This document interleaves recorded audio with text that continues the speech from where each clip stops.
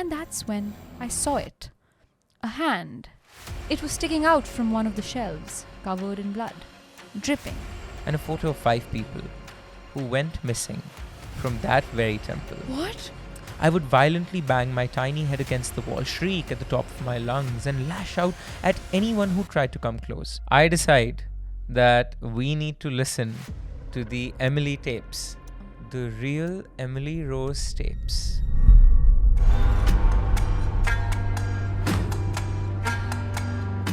Hi everyone, welcome to another episode of Chai Chithi, a segment where we tell you some of the most terrifying, haunting, nightmarish tales sent in to us by all of you, our lovely listeners. I'm your host Aishwarya. And I'm Aryaan. And Aryaan back with another CNC, back in the studio. Back in the studio, back with the CNC. Back with who done it, why done it, I don't know, but I'm going to listen to these stories. Yes, you will. And I just have to point out that there is something in Aryaan's lap right now that he's just I have a story. Really That's my story. excited to show you, also like a show and tell. I've stopped frequenting Noida as much as we used to, which is what has led to a lot of the remote shoots that we do. And I know you guys want more in-house shoots. But every now and then, when I do come to Noida, my mom gives me things left to me by my family for me, gifts. Okay. This I was told, Tulsi, a Royal Khajur Plus product. Royal Khajur. That's the name of the company. It looks very Rajnigandha-ish. It really is. And I was like, Mom, why are you hyping this 40 rupee, 50 rupee thing up Can so I much? read what's in the back? Keep talking. Yeah. And I was like, all right, I'm going to try one. Aishwarya, these are silver-coated khajurs. It literally is. It's They dates. literally ate that. And like with a lot of menthol. And because I've quit zinning, I was doing those nicotine pouches for a while that I had to quit. I started them for focus and then I just became hooked to them. This does something to my mouth feel. It adds this sort of like something weird that it's pleasurable, and I wanted to introduce you to it. So yes, this is not a sponsor. Like, it's not a sponsorship, called? guys. Chutki? No, you get chutki at the Tune pan mari jo. What? Tune mari jo. Chutki. That's the song. Sure. My singing For is a second, a horror rap show. didn't understand what song we were going for, but now I get it. No. Got it. Yeah, try this out, guys. So again, not paid. If people want to send us weird things to try, Yeah, we were totally that do not compliment chai, even though we drink coffee all the time, feel free. Our PO office is bleep. In one of our book readings, one of our listeners actually ended up getting us a red color halwa. It was beetroot halwa. I don't remember. And they had put up a picture, like a little tag on it, which said does not contain cyanide, with like that's so funny. skull and bones. Yeah. That's so funny. So we're totally down to trying all sorts of stuff. Speaking of trying stuff, have you tried hitting the subscribe button? Was that smooth? Or wasn't that smooth? Try it out. Hit that subscribe button.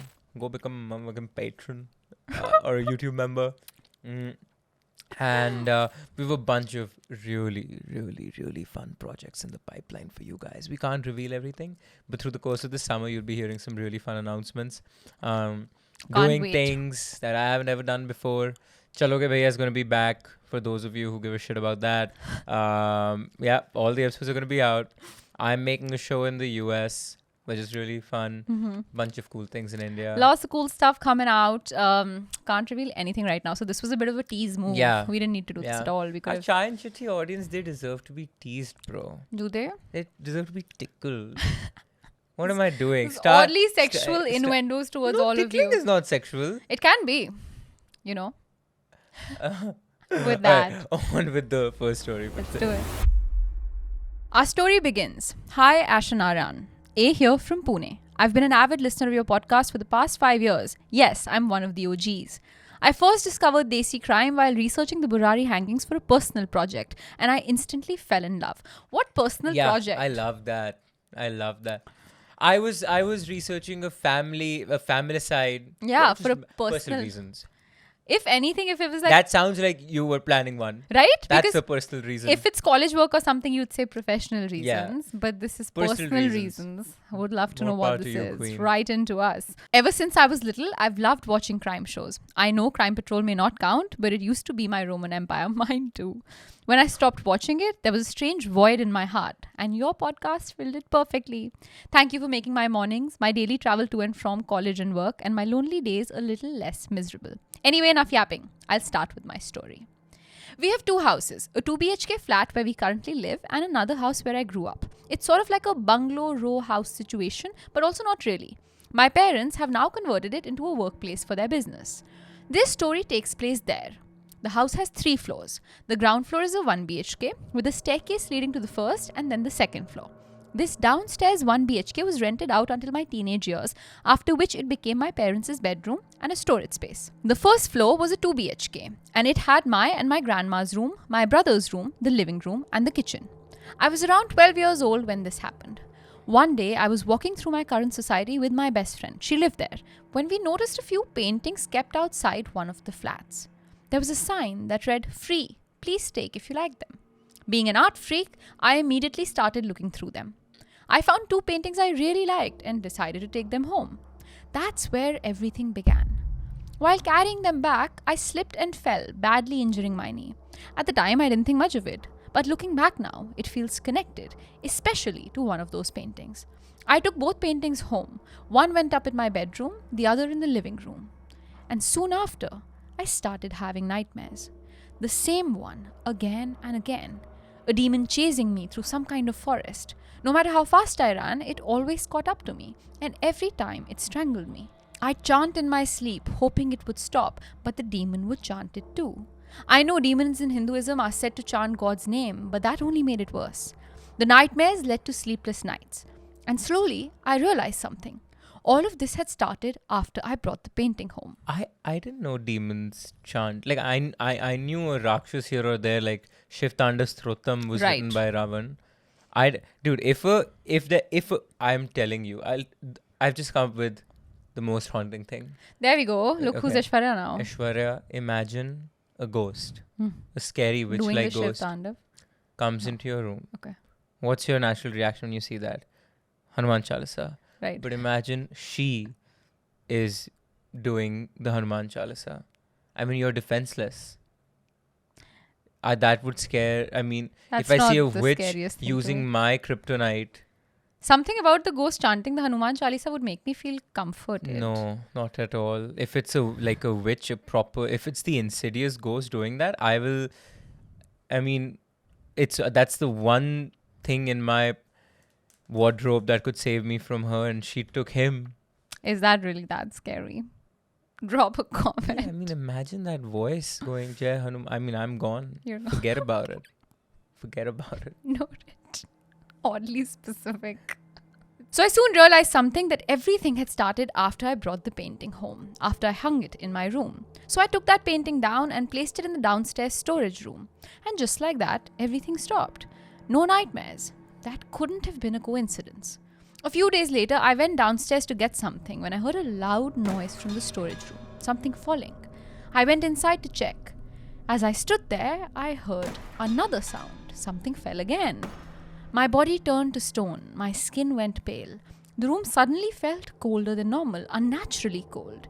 The air felt heavy, thick, like it was pressing down on my chest. I stood there, frozen, unable to move. And that's when I saw it. A hand. It was sticking out from one of the shelves, covered in blood, dripping. I let out a blood-curdling scream. My parents and neighbors came running, but no one else could see it, just me. My mom pulled me away, shut the door, and took me upstairs. I ran a very high fever for the next 2 days. After that, I gathered the courage to go downstairs again, this time to throw the painting away. I went prepared with everything I could think of, srotas, an agarbatti, and some Ganga Jal. Inside the storage room, I found the painting placed on the exact same shelf where I'd seen the hand. I looked at it carefully. I've even attached an image of the exact same painting with the exact same details which I found on the internet. It was a Radha Krishna painting, Krishna and Radha on a swing. But something was wrong. There were 2 hands holding the same rope at different heights. One hand sat higher than Radha's. That hand was connected to a dark, shadowy brushstroke, almost like a figure hiding in the painting, a demonic shape. I didn't wait. I threw the painting straight into the trash. The painting was gone, but the negativity wasn't. To this day, that storage room feels colder than the rest of the house. The air inside feels heavy, suffocating. Every single time I've gone near it, something bad has happened. Nothing major, but always bad. Enough to make me scared. Eventually, I stopped going there altogether. Now, I refuse to enter that room. I don't look inside. Even today, something about that space feels wrong. Colder than it should be, heavier than it should be. Like whatever came with that painting never really left. I don't know who made it, and I don't know why it chose me. But I do know one thing. I should never have brought it home. Some things are left outside for free for a reason. I hope you like my story. I know it's a little long, but I really hope it gets featured. Until then, stay safe, stay spooky, stay desi. Yours lovingly, A. I'll tell you what happened. Firstly, as a idol worshipping pagan myself, Like most of us. Yeah. But we have our monotheistic brothers and sisters. You go, girl. And we're all in it together. However, our propensity and my culture, i.e. Hindu, has a propensity to worship the idol. And what that does is it creates a habit where if I even drop a pencil or a notebook, I will feel like I've sinned, and so I'll pick it up and do a jai. If it's a painting with God in it, Krishna and Radha, even if it's haunted, I don't have the balls to throw it, because that's a double curse that my brain has told me. And so I would have done exactly what the person who left that painting outside would have done. I would have left it out. And put a sign. Oh no, I would have, it. I would have left it out Just and gone. left it out. And sorry for whoever picked it up. I am not throwing it. I don't have the balls to throw a painting of God. Now this person did attach a picture of the painting, and we're going to put it up here for you guys to see. Something about this painting is really eerie. I don't know. It's just, I think it's the facial expressions. I think this has been part of a WhatsApp forward text like this story before. I don't know why I feel like I've seen this image before. Really? If your parent or Nani has ever sent you this WhatsApp message, about this accursed painting or something, do let us know, because I feel like I've seen this painting before. That's crazy. Yeah. Yeah, we've put it up for you guys to see. Okay. Anyway, on with the next one. All right. So, story number 2. Hey Aishwarya and Aryaan, my name is Max. I discovered your podcast last year, and since then it has quietly become something I return to often. I've always been drawn to crime and horror, not for shock, but for the unanswered spaces, the quiet unease, the things that refuse to be explained. Growing up in a family that believes listening to negative things attracts negativity, I never really had the freedom to explore that interest openly. Welcome to my house. Your podcast felt like a doorway into that world, grounded, desi, and real. I'm writing to you because of something that began when I was 10 years old. It was a dream, not a random one, the same dream every month, sometimes twice, for years. Nothing ever changed. In it, I'm in a car with 4 other people, 2 girls and 2 boys. We are driving uphill along a narrow, winding road. On both sides, a thin but dense forest stretches endlessly. The air feels still and heavy. As we continue, I notice a broken sign nearly swallowed by overgrowth. Through the rust and vines, I can make out that it once pointed toward a temple. Soon after, the car stops. In front of us stands an entrance, small, strangely narrow, nothing like the grand gateways of most Indian temples. On either side of the doorway are 2 merlion statues, the same ones that are found in Singapore. Their surfaces are rusted and weathered, as though they have stood there untouched for decades. I know without being told that this place is abandoned. Inside, I turn to the right and see a large black reflective surface. It shows the 5 of us standing there. And that is when I realize something is wrong. The girl in the reflection is not me. In every other dream I've ever had, I am myself. But here, I am someone else. I'm looking through her eyes, but she's unfamiliar. The temple has 2 stories, and we climb them silently. At the top, we reach a heavy wooden door and push it open. Beyond it is a narrow bridge connecting 2 buildings of the temple. We cross it with flashlights in our hands. I can hear my heartbeat, slow and distinct in the silence. On the other side, we reach another door. The moment we try to open it, everything goes completely dark. Not fading, not dimming, just gone. And then I hear it. A blood-curdling scream. It is sudden and it is close. And that is when I wake up. Every single goddamn time. Aryaan, as a perpetual dreamer, I don't think I've ever had a dream where I'm not myself. Oh, I was about to say, is this you? Not at all. Yeah, I've but never experienced. That would be so unsettling. oh, yeah. I feel like I'd wake up from the dream in the panic Of not being. of realizing I'm not myself in the dream. Yeah, every dream that I can recall, I've been some version. I've actually been the me I am in that moment. Yeah, exactly. I've never been like Not younger even like me a or buffer older me, like no, I'm nothing, jacked me. just who I am. Wish. Yeah, huh? Yeah. All right. But I've definitely seen people that did not exist in real life. Yeah. Same. Like I've made up Yeah, I don't figures. know who they are. Or maybe it's someone's face I've seen at some point. Dude, I've fallen in love with so many women in my dreams. Really? Yeah. Like at least, like I've woken up recently. I texted you. I woke up from being in love with the person I had in my dreams, and that was just an imaginary person. I am my own generative AI.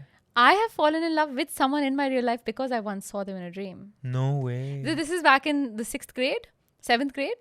And there was this guy in my school. I don't want to name him because, that'd be really funny. And I had just joined this new school. And I had a dream one night that we're in the school corridor and someone troubled me and he came in to defend me. Yeah.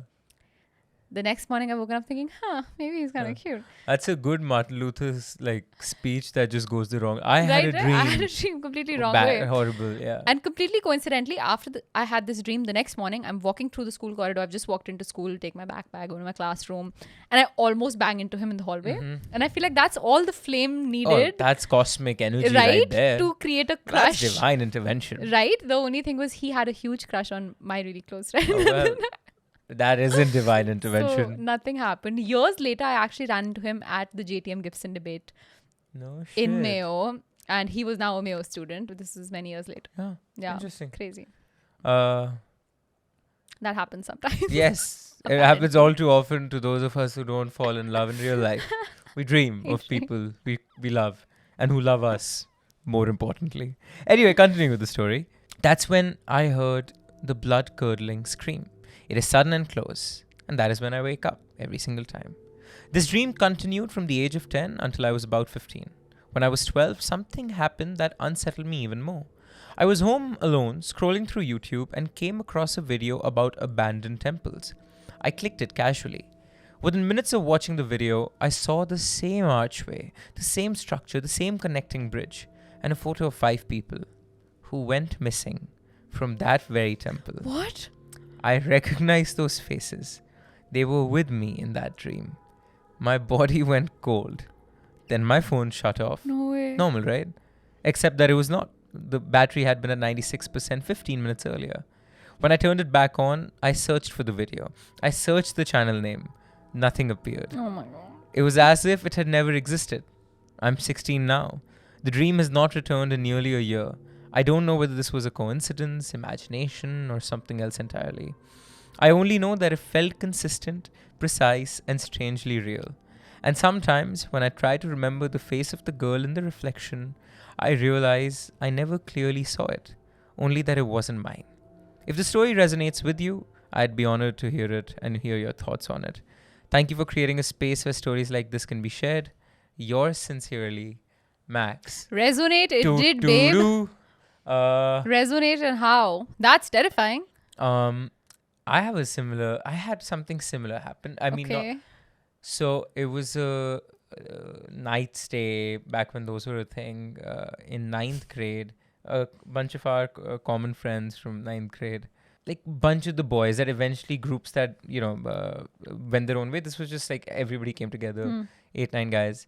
And of course, I decide that we need to listen to the Emily tapes. The Exorcism of Emily Rose. Emily Rose, tapes, yeah. Those tapes. Mm-hmm. So it's like midnight. And those tapes the are real there. ones, mind you, not the ones from the movie. Yeah. The real Emily Rose tapes. Yeah. And what grade is this? This is 9th grade. Okay. And I want the editor to put 2 or 3 seconds of that audio right after this.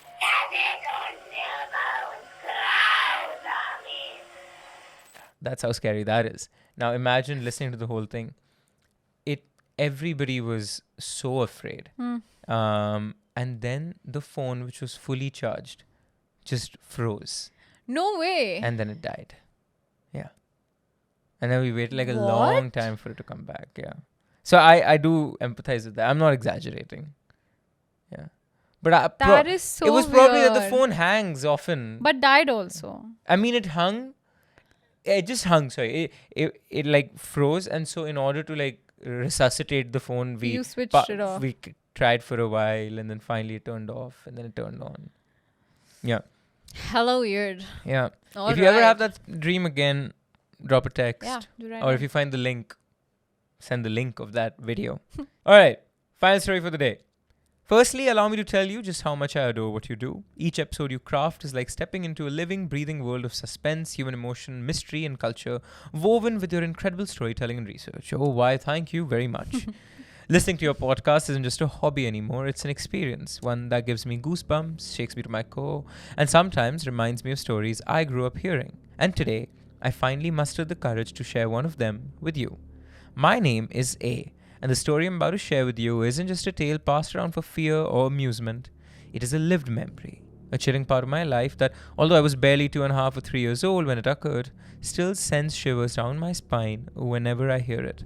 This was narrated to me by my father, and over the years, it's been spoken about in hushed tones during family gatherings, mostly during those long, eerie horror story nights. It's one thing to hear a spooky story. It's another when you're the center of it. Whoops. It began suddenly, every single night, for exactly 5 minutes, from 3:30 a.m. to 3:35 a.m. I would wake up with a scream. Not just wake up, but awaken into a state of uncontrollable frenzy. I would violently bang my tiny head against the wall, shriek at the top of my lungs, and lash out at anyone who tried to come close. I wasn't just crying. It was something else, something wild, something not me. My father at first was terrified I might be suffering from some severe mental illness. He suggested psychiatric help. But my mother and my grandmother, especially my grandmother, who was deeply religious, refused. They believed this wasn't something that science could touch. This was either Nazar, the evil eye, or something more sinister. My bua's landlady had a rather odd energy about her, my grandmother deduced. She had a history, stories of people falling mysteriously ill after visiting her. And now, they suspected her words or presence may have cast a shadow over me. Despite trying every home remedy, the salt over the head ritual, burning dried chilies, lemon under the pillow, you name it, we tried it. But every night, without fail, the horror would repeat. I would wake up with the strength that no 2 or 3-year-old should possess. My mother, helpless, would try to cradle me, calm me, rock me back to sleep. But I would beat her, scratch her, even pull her hair. Yet strangely, it wasn't as if I wanted to hurt her. It was more like something inside me didn't recognize her. And then, just like that, 3:35 a.m. and the storm would pass. I would collapse back into sleep, my breathing even, my eyes shut peacefully, as though nothing had ever happened. And so it went, night after night, same time, same terror.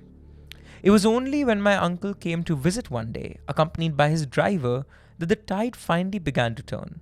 Upon hearing of our ordeal, the driver mentioned a place, a mazar located directly across from Anandmayi Ashram on Main Road in Ranchi. This spot, he said, was known for helping people afflicted with paranormal troubles. He spoke of it with a calm conviction. So the next day, my father, uncle, and the driver took me there. Now, a little detour, this area by itself deserves a mention. It was not only peaceful but truly communal. There was no distinction between Hindu or Muslim. Festivals of all kinds were celebrated with shared joy. Eid and Diwali held hand in hand in the hearts of its people. There was a spiritual serenity that transcended religion. That's why what happened next was all the more powerful. We reached the mazar just as the afternoon namaz had ended. The moment we stepped in, the air was filled with an intoxicatingly sweet scent like itra or rose essence. The Maulvi welcomed us with calm eyes and directed us to sit. He then brought out a mayur pank, a peacock feather fan, and gently brushed it over me. And then it changed. Suddenly the entire place, which smelled of flowers and incense, began to reek of something rotten, foul, death-like. My father and uncle could not bear it. They had to step out. But the Maulvi did not flinch.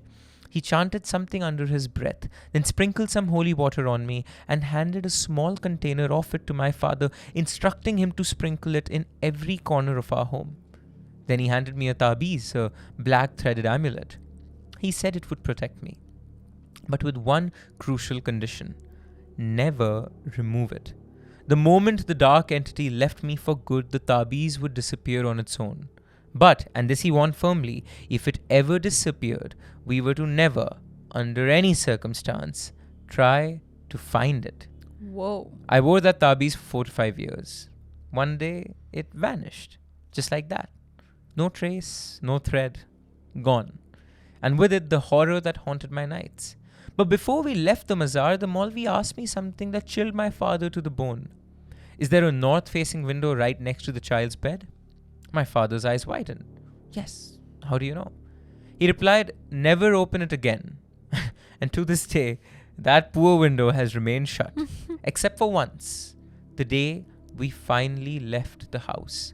I don't know what it was. A spirit, an old curse, a restless energy, maybe just a bad dream loop in a child's brain. But what I do remember, faint, flickering, buried somewhere deep in my early memories, is one summer night. No air conditioners back then. The windows were open for the night breeze, and through the glass, outside in our small garden, I remember seeing something. A figure, standing still. Oh my God. Watching. Whether godly or ghostly, I do not know. But I know I saw it. Thank you from the depth of my heart for reading this. I hope it gave you the chills as much as it once gave me. And if the story finds a home in one of your episodes, I'd be honored. With love and admiration, A. Nothing is scarier than a figure standing outside a window. That was haunting. That is terrifying. I like the religious diversity of our ghosts and the Same here. Maulvis and It's like I get to learn Pandits. a little bit about And there are common denominators, but then there are completely separate things. It's super interesting. But yeah, with that, I think. May the only thing common be that none of us are haunted at the end of the night. And if we are, you write into us so that we can get content out of it. That's right. Until next time, stay crazy, stay desi, and bye-bye. If you like what we do here at Desi Studios and absolutely love what we're wearing today, this is merch you can go buy all for yourself. You can buy this Desi Crime merch in our YouTube store on the link down below at Karak Merch. Keep the engines at Desi Studios rolling so we can pay our videographer right behind the camera to make these amazing episodes just for you.